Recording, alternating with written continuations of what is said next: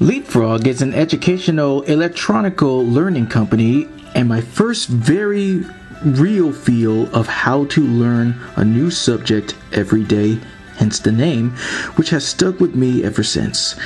Before I go into the equal or slightly better part of this review, that being the DVDs, as usual we'll go in chronological order, starting with the tablet books. I began with a few LeapFrog books with a feature I thought was pretty cool, similar to how educational TV shows work, like breaking the fourth wall that is. It was an interactive system which can guide and help you for anything like definition of words and what the characters say, almost like they really are lending you a hand to prepare you for bigger challenges and stuff like that. This was happening around the times of kindergarten and first grade, eventually going into writing down what we hear from audiobooks. For me, yeah, it was kind of difficult, but once I reached high school, it wasn't all that bad. Aside from all the learning progress, which in turn, of course, helped me keep up as I go, there are moments to just admire how enjoyable the books were. I mean, heck, it even got much more awesome with stories based on movies and TV, which included Toy Story 2, The Lion King, The Amazing Spider-Man, SpongeBob, The Cat in the Hat, and Winnie the Pooh. It was one of the greatest memories of my life as a whole. Alright, everybody, what's going on? Okay, what I remember, what I remember from, LeapFrog was, the books, and then they had like education books, and then they had like storybook audio of some sort, and then obviously the mascot is the frog. It's called LeapFrog. Yes. But I just don't know the cartoon that it had. I probably remember it, or probably don't grew up on it. I guess the first time I know I read LeapFrog before. I guess the very first time I read LeapFrog was I was reading Disney books or some sort when I was being babysitting. I did play LeapFrog. I did play a tablet with computer, the LeapFrog computer, to where it probably teaches you about alphabets, stuff like that. I don't really remember the cartoon, nor have I seen it. That's fine. I'm gonna explain it to the people. Okay.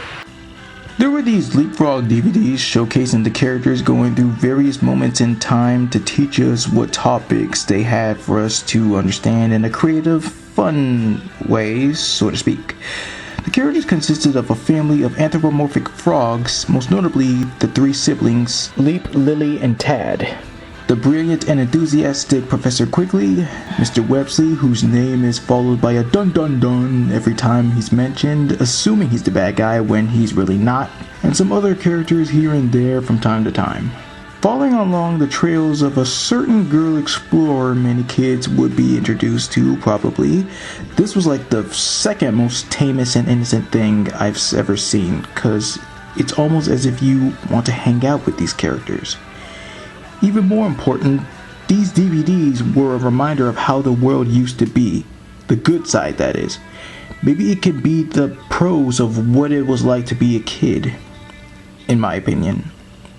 My first LeapFrog DVD was the Talking Words Factory, where the frog kids go to the titular factory and encounter Professor Quigley, who helps out Tad learn some words in order for him to fill out the blanks for Best Dad in the World contest. They taught vowels and different songs, which were a pleasure for me to see, and I'm glad to in the first place because it was just the beginning. Entry number 2 was Code Word Caper. Mr. Frog and Professor Quigley open up a new factory they call the Complex Words Complex, with a special edition, a silent E machine, where normal E's go in and out with their voices gone. Soon, when they are used to make words, So when they're used to make words, they make the first letter say its name in a very interesting and cool way. Again.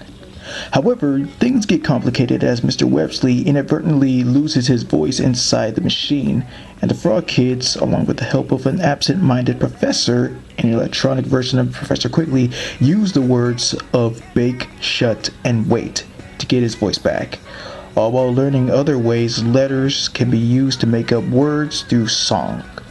The instructions are revealed to be out of place, and the kids manage to get in the correct order, and Mr. Websley is given his ability to speak in the end, before finishing off a musical number with Tad. Entry number 3 was The Letter Factory. It turns out that this was the very first of the DVDs, but as usual, I enjoyed it. The Frog family goes to the Letter Factory working on a special event. After a somewhat misunderstanding, Tad goes off on his own and meets Professor Quigley for the first time, who takes him around the factory learning all 26 letters of the alphabet, while the rest of the Frog family continues to work on the presentation, which ends on a satisfying note. Entry number 4 was the Math Circus. The kids arrive at the Maths Factory and Professor Quigley discusses numbers 0 through 10, all while Mr. Websley has the idea to create a math book by following them and avoid being spotted. Quigley then becomes a ringmaster in his very own math circus and has these anthropomorphic block-like creatures called the Quidgets, who can import numbers and also act as the acrobats. They present to the audience addition, subtraction, and even reach for 100 Quidgets as the grand finale, only for Mr. Websley to be blown out of a cannon, but into a safety net, and everybody enjoys the whole thing. The final entry was the Storybook Factory. The Frog Kids and their friends practice and audition for parts in the play of The Three Little Pigs, but Tad, cast as the Big Bad Wolf, has a difficult time reading, so their friend Dot takes his place.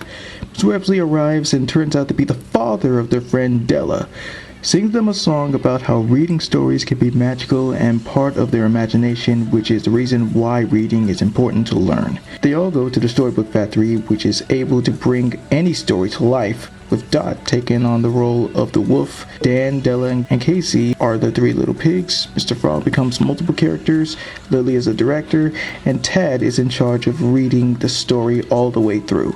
Learning the ways of punctuation and how words can be put together to make a story, Tad soon starts to get better as the story goes on. Meanwhile, Tim and Parker have no interest in working along with everyone and rather goof off, eventually leading to a catastrophe where the whole play is ruined. All is not lost as everybody pulls together and gets the play back on track.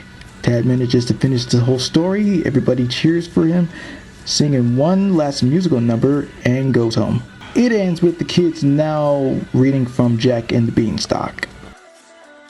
Even more later on as the years go by, I found out equally awesome surprises from the series, most notably the voice actors, which is kinda tricky and complicated, but I'll just settle out half the good stuff and half the questionable stuff. From 2003 to 2004, Tad was voiced by Debbie Derryberry. Then 1 year later, Nika Futterman took over. Katie Milo voiced Leap in the first 4 DVDs. Lily has been voiced by Brent McKillop, who played Lola Bunny in Baby Looney Tunes, The Birthday Surprise, and Kay Higgins played her from 2005 to 2008. Also, Andrea Lipman, who was a substitute voice for her in the Time Machine adventure book. Now here's the other part. The internet might be the confusion for the casting of roles at times, similar to how it can mess with people's heads on what to believe is true. Characters like Professor Quigley has had, of course, many different voice actors. One of them, who I am shocked to know, was Tom Kenny, who apparently voiced him in the Math Circus and the game Letters on the Loose. It may not sound like him, but it's an example of what I'm talking about. Back up what I said with Tad being voiced by Nika Futterman during 2005 for the Storybook Factory. I know it is her, but instead the end credits has an actress named Julie Madalena, who voiced him from 2005 to 2007. Cindy Robinson, current voice of Amy Rose, voiced Leap from 2004 to 2013. And Pamela Adlon voiced him from 2001 to 2003. Overall, the LeapFrog franchise would be possibly go down as the number one ranking of my most nostalgic memory ever. It contains to set a good example for being a distant memory of how the whole world used to be to me during the time, and learn something new every day tagline will always stick with me as I go through the years. The books, the DVDs, the characters, all as a whole have brought me so much joy when I first got introduced to them. And if anyone else has memories of learning and watching through stuff like this, you have my blessing 100%.